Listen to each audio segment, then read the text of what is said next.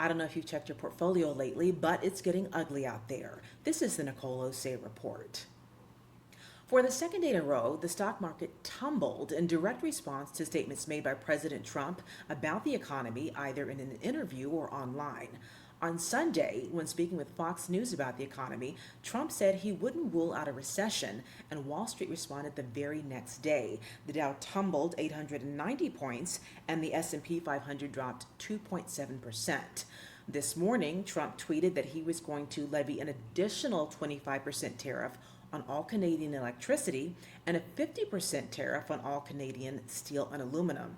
Now, that's in response to Ontario's export surcharge of U.S. electricity.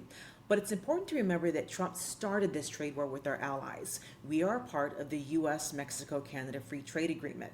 Now, when pressed on this issue, the Trump administration has put the onus on former President Joe Biden. But even in Trump-friendly media, you can see that sentiment is not being bought. There is pushback happening, and the public feeling towards Trump's handling of the economy is starting to change. Now, year to date, the S&P 500 is down about 0.5%, and economists say that has depleted all of the gains made in the aftermath of Trump winning the November 2024 election. According to CNBC, some of the biggest company losses were felt this week by Delta Airlines, Expedia Group, and Kohl's, which dropped 24% after issuing a negative outlook for the rest of the year.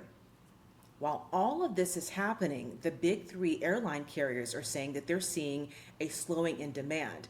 They attribute some of that to economic uncertainty, but also public sentiment, or public nervousness, I should say, due to the recent airline crashes.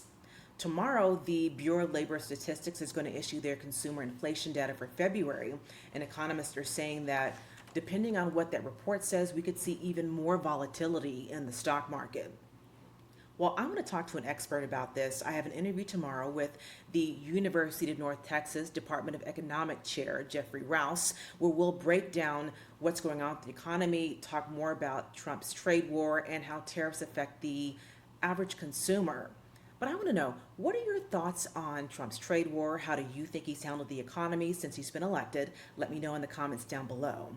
And if you like this type of content, news, politics, and current trends, don't forget to like and subscribe.